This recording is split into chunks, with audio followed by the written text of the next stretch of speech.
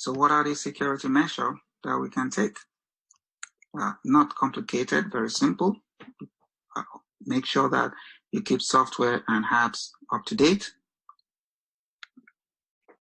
If you don't have antivirus program on your computer, then you have to install one.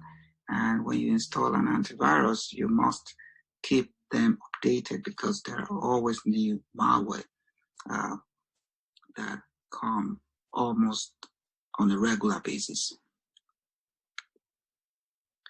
If you're using very weak password or no password at all, then you have to change and start to use strong password. You have to construct a strong password, and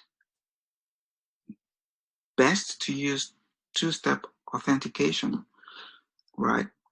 Two-step authentication password basically helps us to verify identity. And when we talk about identity, we say that there is something about something that you know, which is password, or something that you have, which can be a token, and something that you are, which could be biometrics. So if we move to both something that we know, password, and something that we have, which could be the token or the phone that we have, and do more, or biometric, then we increase the security of the system.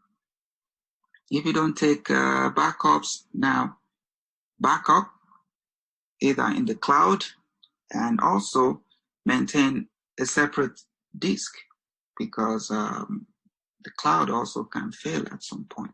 It is not impossible. So, and it cannot be too much to have different backups. Risky behavior online and email. This one we will come back to in a short while.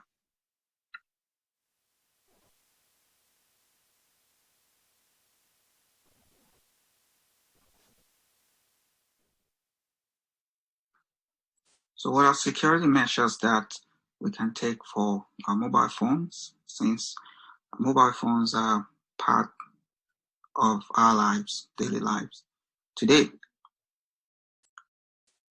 First, we must try as much as possible to provide a lock our phones, and not just open always. That increases security. Using PIN code or biometric, that is kind of safest options that we can use. Pattern recognition is weak when we compare to the other two. In fact, it is shown that because of the graphical nature of it, humans learn this better, and the attack rate, the successful attack rate for pattern recognition is nearly 6 times higher compared to when we use PIN code or biometrics. Use encryption if it is available. Why? Because if you lose your phone or someone steals your phone, the content is encrypted, and it is assumed that the key to decrypt is only known to you. And so if we have that scenario or make that assumption, then this automatically increases the security of the content of your phone. You can turn on tracking. So this has both advantages and disadvantages. We're still going to look at privacy in the last part of this module. But of course, an advantage or disadvantages of using tracking, if you turn it on your phone, is letting other people know where you are. Or if you lose your phone, you have a bigger chance of finding it, since it can be easier to track. But the side, or let's say side effect of this tracking is that companies who are using this kind of data to track, right, can use it to collect information about you, and of course this will create privacy concerns.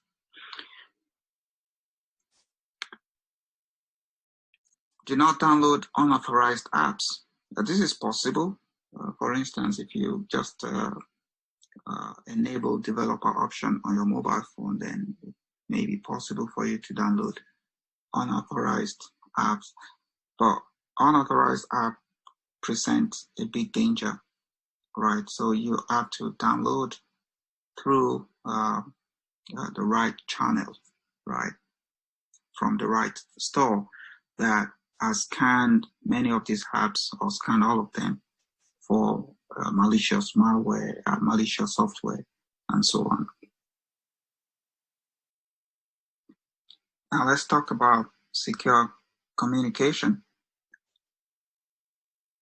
Cryptography is an important building block when we're talking about communication and securing communication the right way.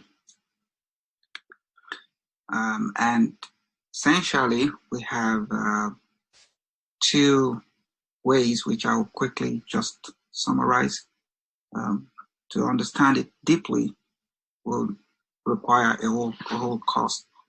You need to take a whole course on cryptography, or at least introduction to that. But simply, it's all about encrypting information on the information channel. And it always consists of these 5 elements: the key, the plain text that we want to encrypt, the encryption function or algorithm that we want to use in the process of encrypting the plain text. And also what comes out of the encryption algorithm would be our ciphertext that you see here. And at the other hand, we also use the same function and decrypt this ciphertext into the plain text that was originally encrypted. Now, when we make use of the same key to transform this plain text into ciphertext, we call this kind of encryption symmetric, right? So this is one type of cryptography, which is symmetric, using the same secret key to encrypt plain text and using the same key as well to decrypt the plain text. Now, what it means is that the key has to be available to the sender and also to the receiver. We also have the other type that is commonly used today, and that is the symmetric cryptography, or we call it public key. Now, in this key, you will see that there are 2 types of keys.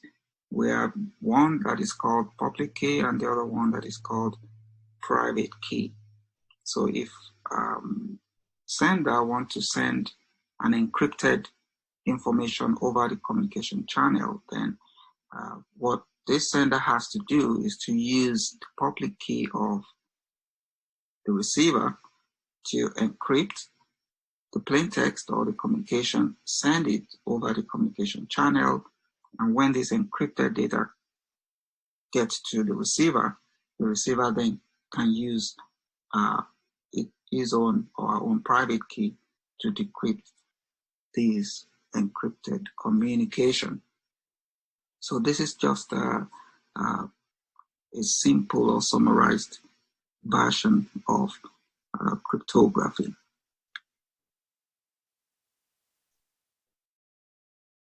What are the things that now we must care for, or when we must remember them when we are connecting to the internet? So many of these things have to do with, right, securing our communication, because once we connect a mobile phone, a smartwatch, a computer to the internet, data flows from that system, from our system, through a lot of channels, different channels, or through to the router that we're using, or to the ISP, from the router to the ISP.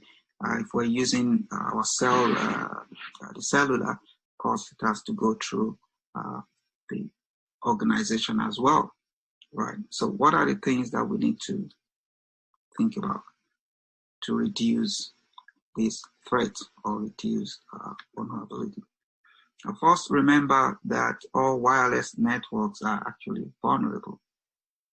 So when we're connecting to this Wi-Fi hotspot, have it at the back of your mind that it is vulnerable, but it's even more dangerous when we think about the public hotspot, Wi-Fi hotspot that people just connect to without blinking an eye.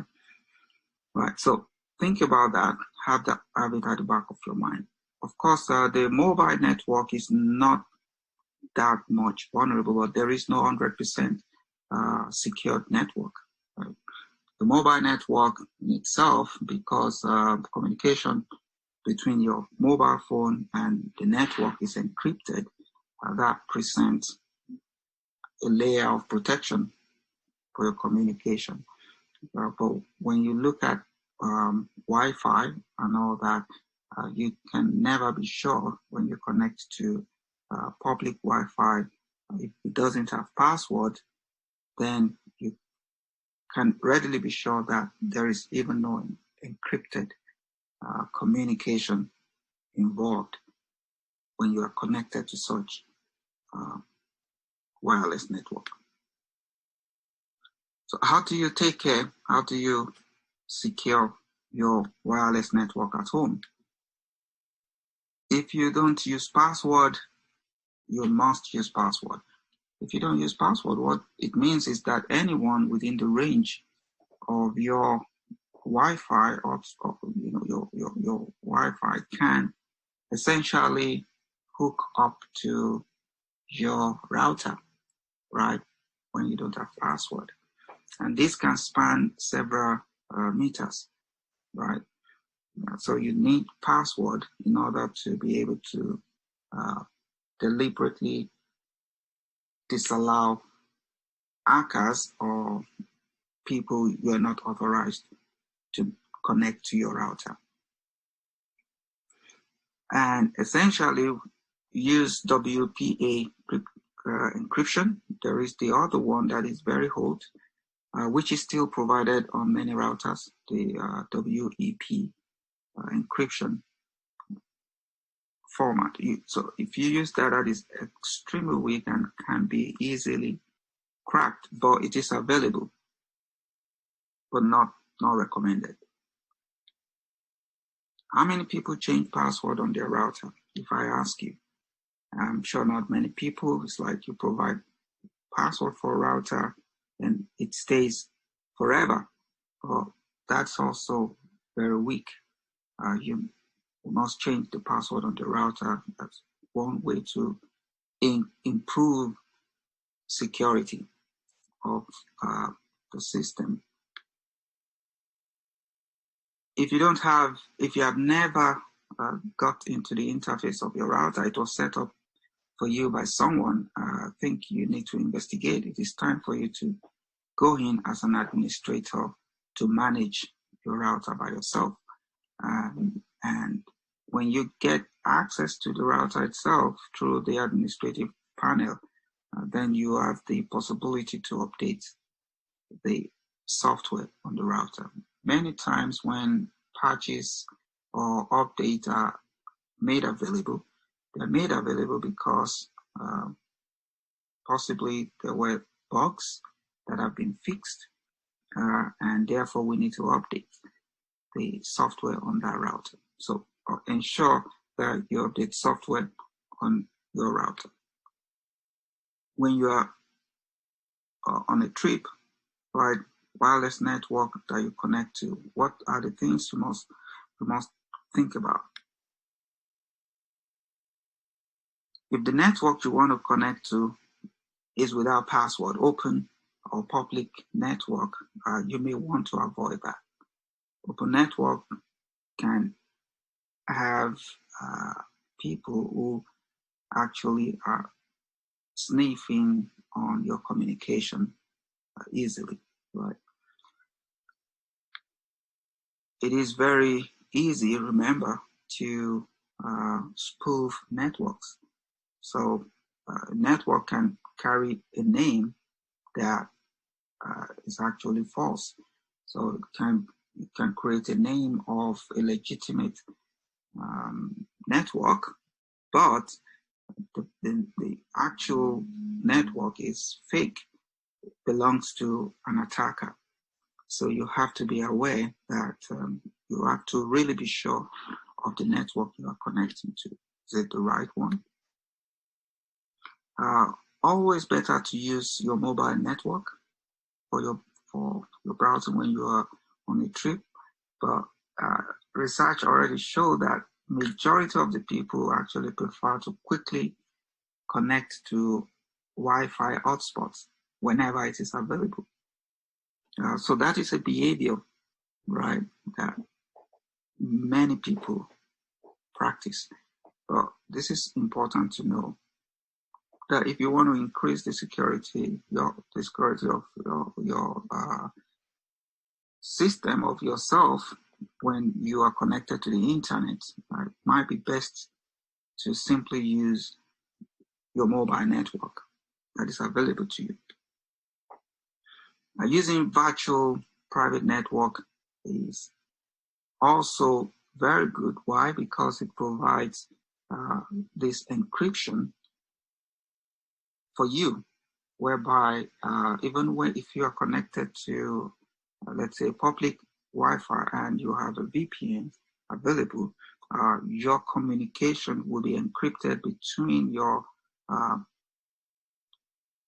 mobile and the VPN infrastructure, the VPN server.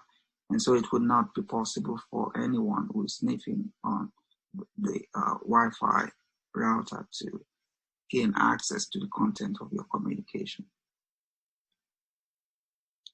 Think also about some of the devices that you are also using, right? Some such as the watch, you have the smartwatch and all that. So if you have your watch connecting to your mobile and your mobile is connected to unsafe network, so you can be sure that a lot of data become available, non-secret, right? So if your mobile is hacked, of course, then content of your watch as well is already hacked. And today, people use their smartwatch for many things, and a lot of data is gathered that can actually show patterns of how you live your life. So think about that as well. A lot of our communication today actually goes through a web browser. So it is important to ensure that our browser is least as vulnerable as possible. So what are the things that we can do to secure the web browsers that we use for different services today? Now, when you use your web browser, you will notice that it's using a protocol. So this protocol we call HTTP protocol. There is a subtle difference between HTTP and HTTPS protocol. If you are browsing through a server that uses HTTP protocol, what that tells us is that your communication is not encrypted in the layman terminology. Therefore, you need to ensure that you're using the HTTPS protocol. So you check for this, that HTTPS protocol is what you see in the address bar of the web browser. And that simply means that the web browser is having an encrypted communication with the web server that is contacting.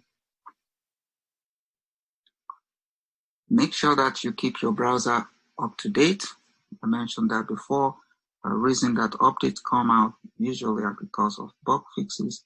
Of course, there are times that organization also release new features and so on and so forth, but many times simply because there is security issue, bugs, and so on and so forth. So make sure that the browser is up to date.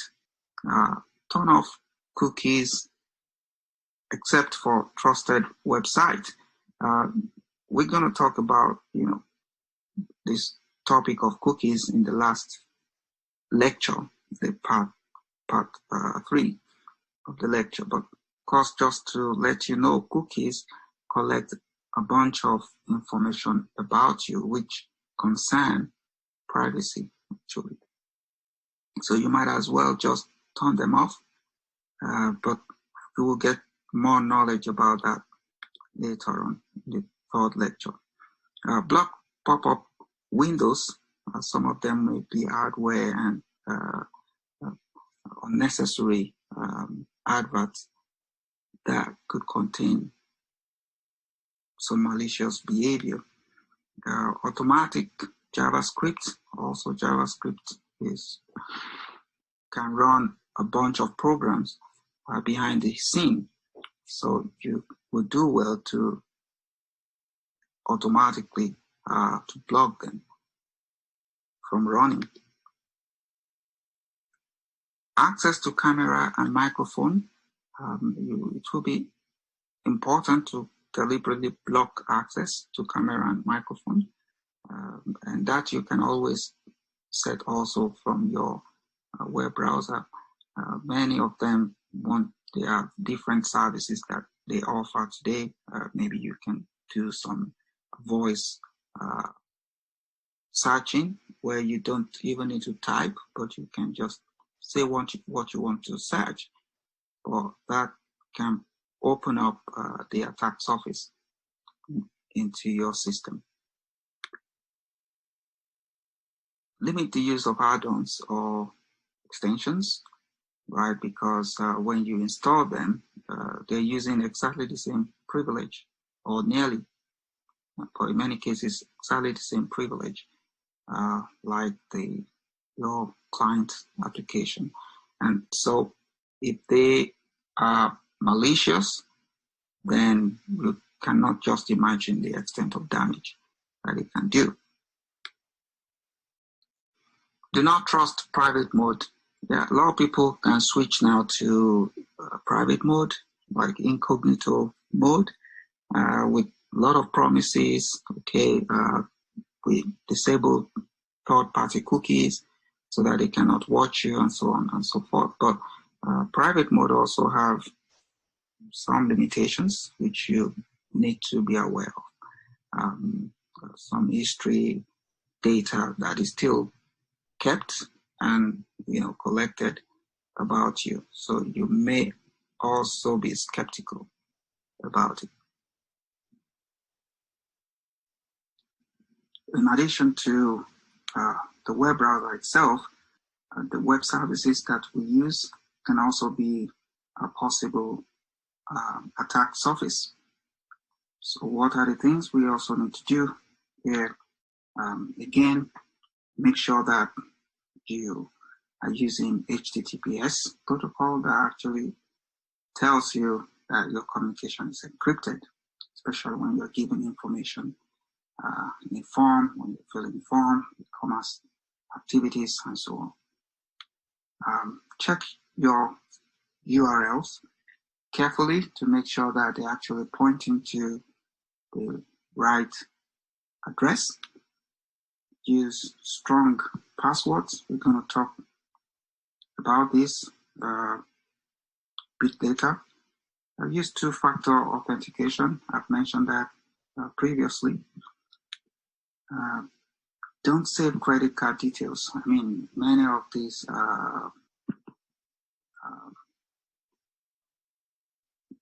website, they request to save those credit card information. The problem is credit card information is available in the database, and if there is a data breach, it will be easy for an attacker to have access to a whole lot of data about you. And they don't just save the credit card information, they save every bit of information that allows you to be able to authorize payment. So it should not be difficult to put in credit card information as at the time that we need it or we need to use it. If you're using services that you have to hide, that you cannot tell your employer about, that may be a potential gateway to the infrastructure of your organization. So don't use services that you cannot tell your employer about, that you have to hide because maybe it's from the dark net. Email attacks are also very popular, and they come in different ways, usually through social engineering, where hackers manipulate or trick other users, victims, into giving away information or resources. That kind of links to phishing, right? So you can get email that looks like it's coming from legitimate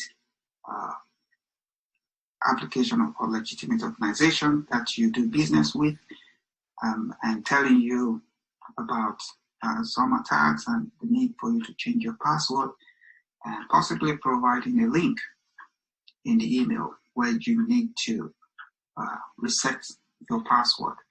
And when you do, of course, you are potentially visiting the website or the web server of the attacker. And phishing is simply the fraudulent attempt to obtain sensitive information or data, usernames, passwords, credit card, and the attacker behind this email usually will have to disguise as legitimate or trustworthy entity. Through email, it is also very easy today to distribute malware. So you can get e-post with some convincing text containing links to download some form of attachment, or links that takes you to another site that your browser will present the content of that site in your local environment, in your machine. And so the danger, of course, is that once you click such links, your browser has the mandate from you to execute the content of that site. Spam, yes, this is very common. Everybody knows this, I believe.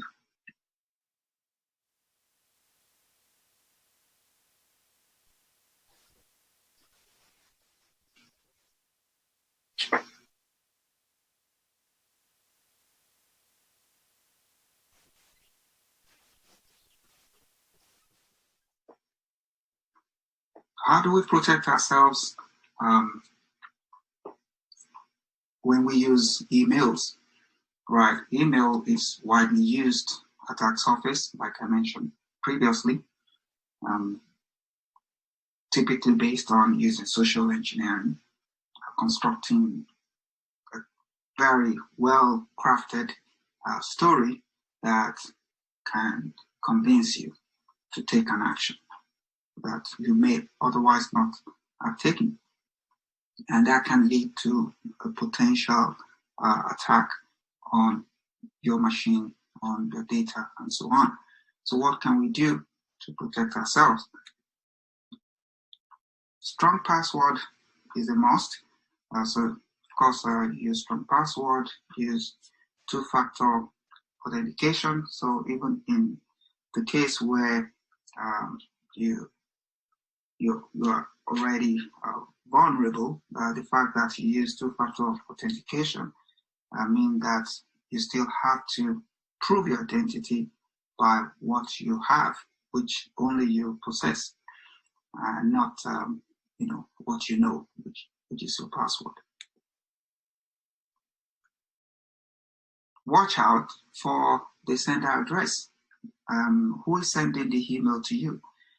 So you have to carefully go and check the address of the sender. So if it is an address that is suspicious, make sure you don't follow up on such emails. Check for phishing emails, right? Emails coming from sources that tell you that they are your bank or they belong to organizations that you do business with from your company, and so on and so forth. So you have to carefully check to be sure that that is not the case. In general, emails that ask you to change your password and things like that are usually phishing emails. Don't open attachments that are executable, right? Especially if you don't even know where the email is coming from, you have to be suspicious. Attacks also have been, or payloads have been hidden in some ordinary files like PDF and so on and so forth.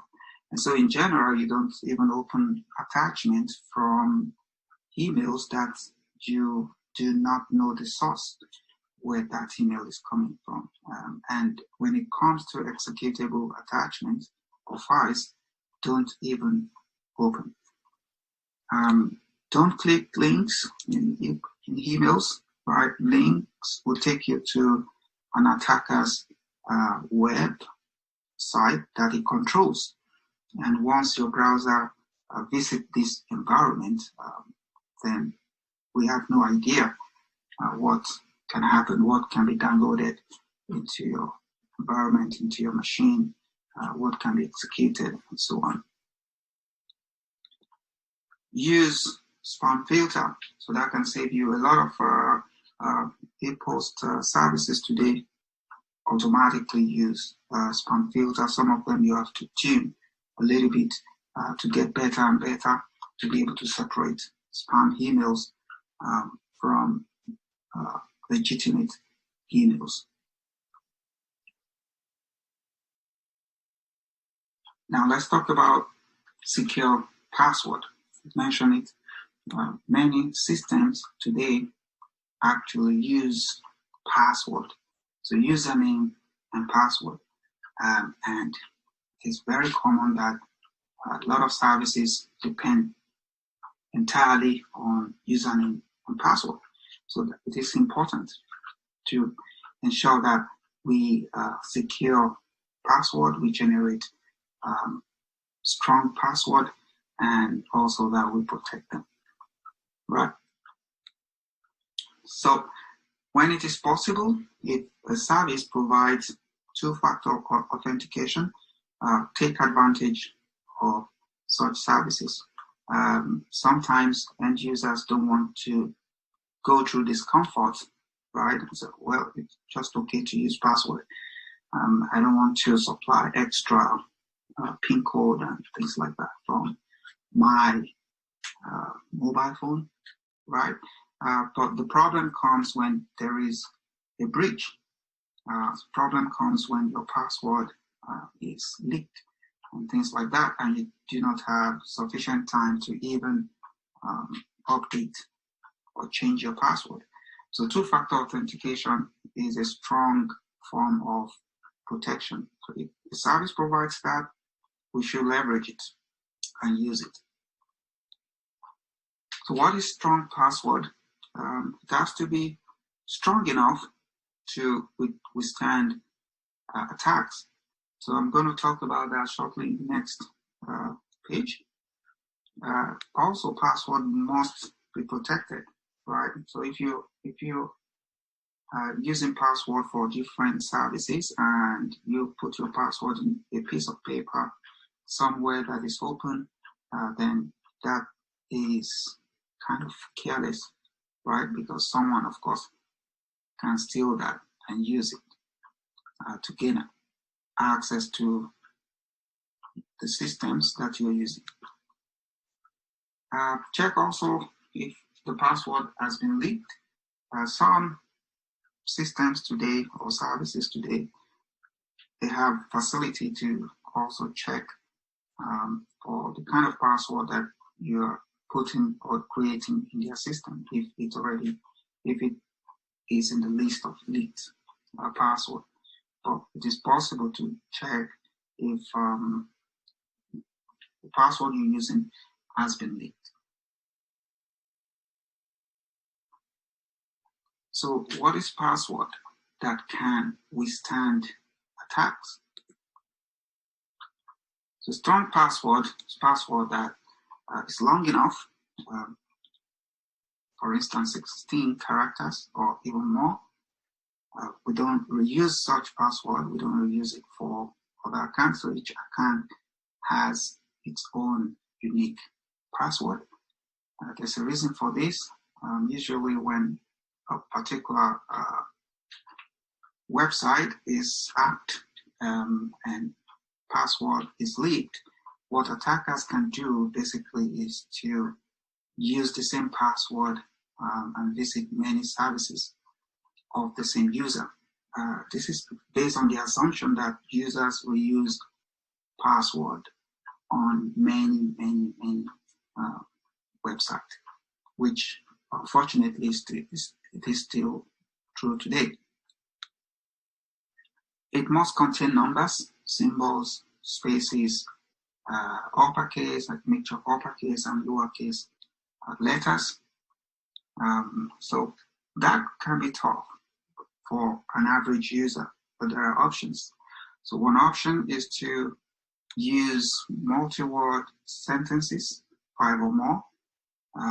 Symbols and spaces will come in between these words, and you can make sentence that you can associate with the service. Not very simple, that can be inferred based on context, but a bit difficult, to infer, but you can easily associate that with the service. So why do we need to provide this kind of requirement?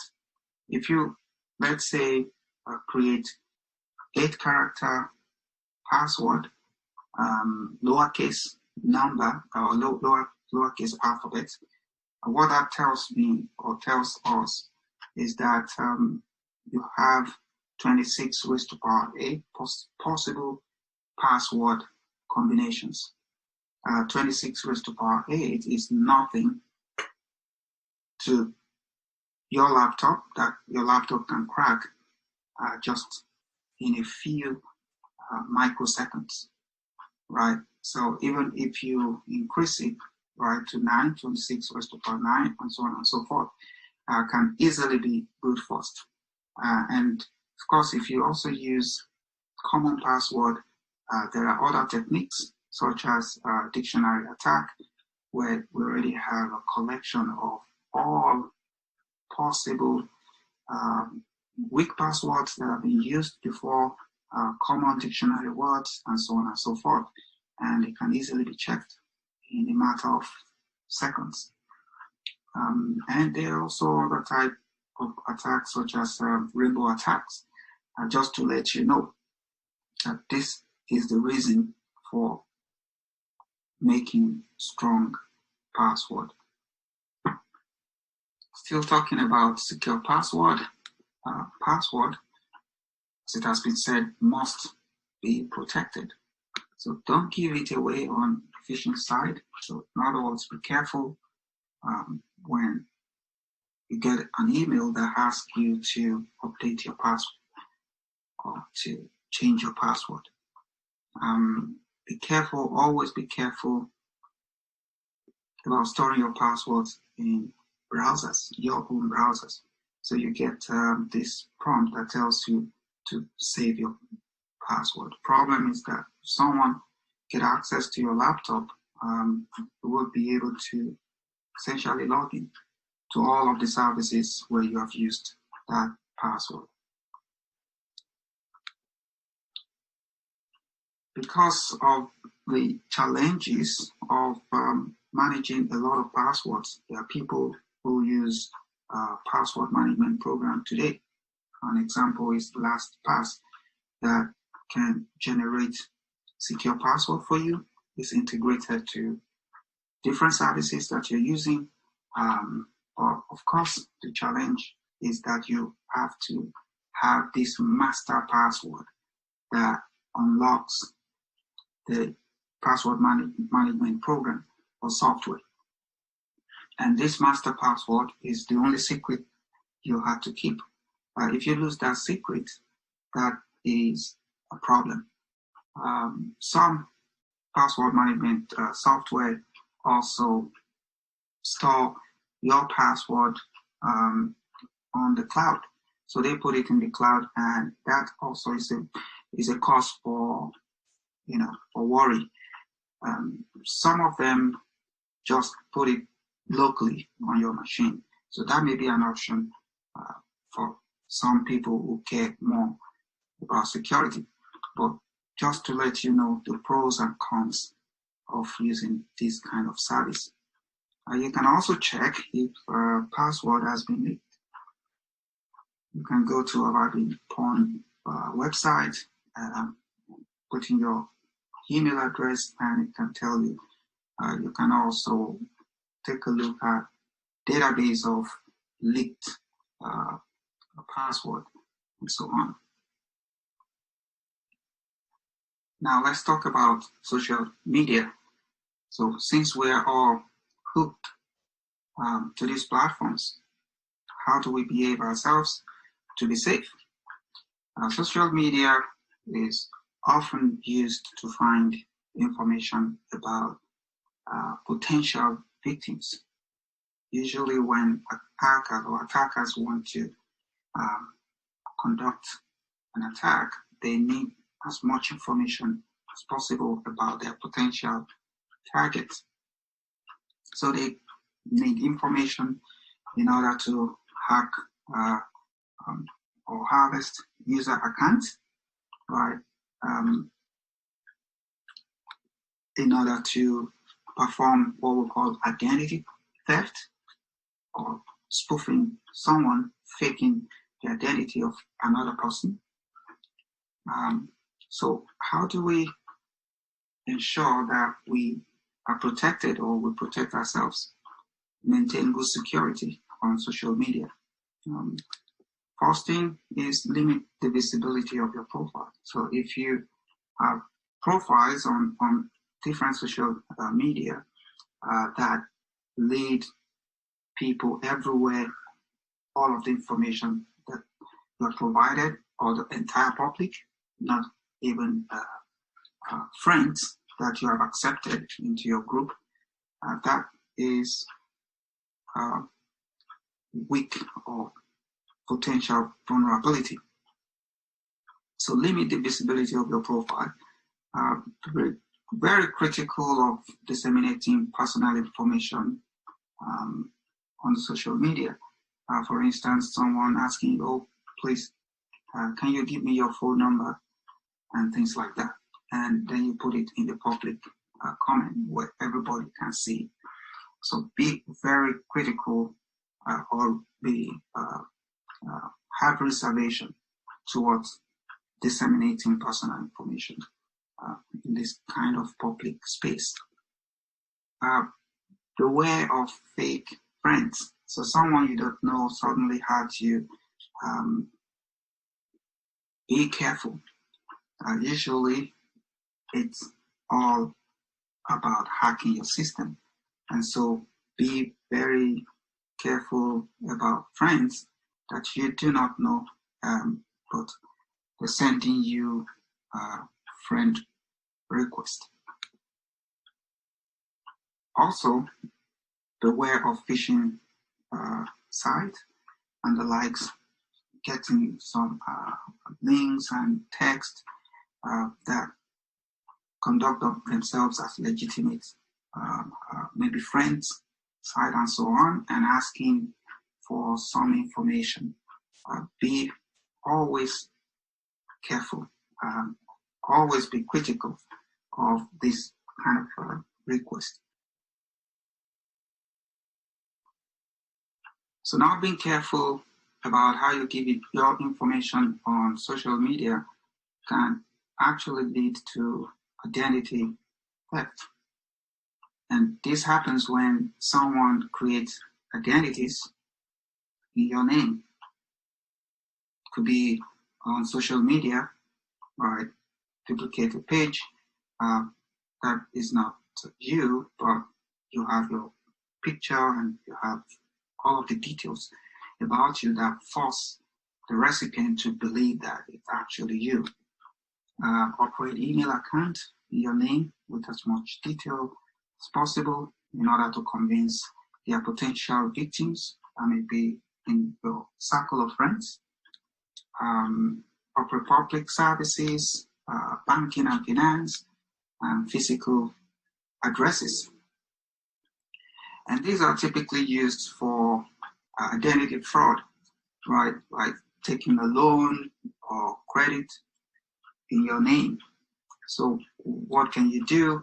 We have described many security measures before now, which you should take care of in order to prevent this identity theft.